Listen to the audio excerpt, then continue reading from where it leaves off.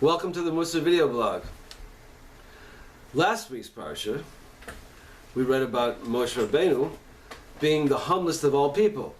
So we were talking about humility. And as I have mentioned a bunch of times, is with this corona lockdown and spending a lot of time at home, I've had the opportunity to go through many of my notes, and I found something that was interesting and relevant to the subject of humility. Now, before I tell you what it is, I just want to make a disclaimer. Humility is a subject that is spoken about in a lot of the Mussar works, and there's a lot to say about it. So I don't make the claim that I will capture the essence and all there is to know about humility in the next few minutes.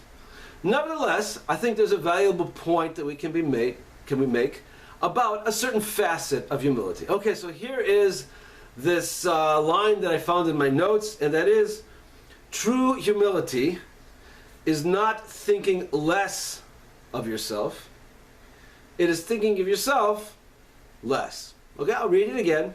True humility is not thinking less of yourself. It is thinking of yourself less. It means, don't think I'm nothing, I'm this, I don't have anything. That's not real humility.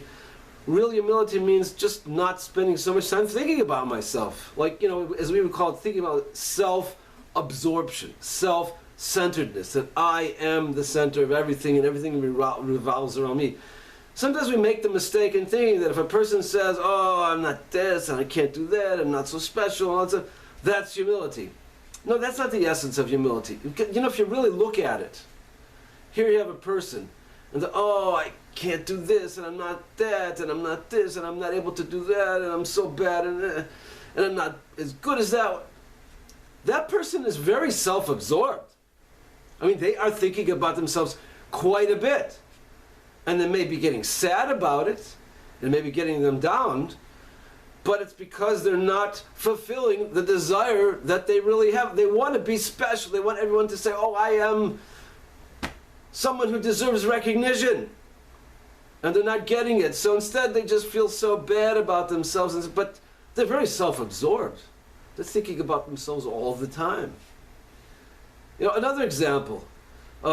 Someone does something deserving of praise, and someone says, oh, that was so good. Well, you could respond like this. Nah, it's not so special. And then the other person says, no, really, it was really good. I wanted to... Oh, come on, I'm telling you the truth, it was really good.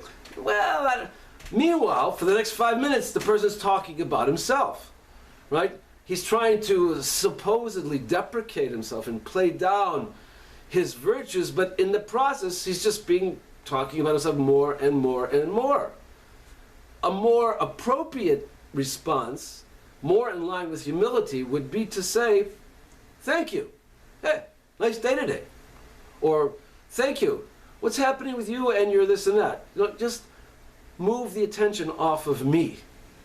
And like Moshe Rabbeinu, he probably, who knows, but probably he didn't think much about himself.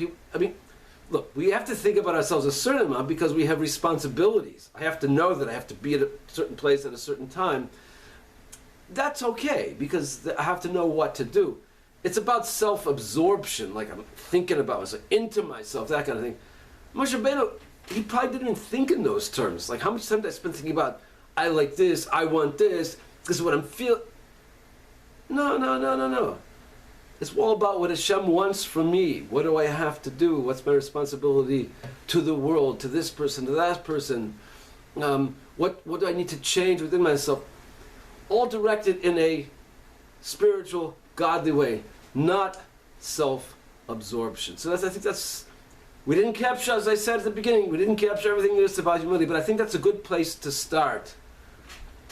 Making that distinction about, it's not putting myself down, it's about not being so self-centered, not thinking about myself so much, not being so self-absorbed. See you next time.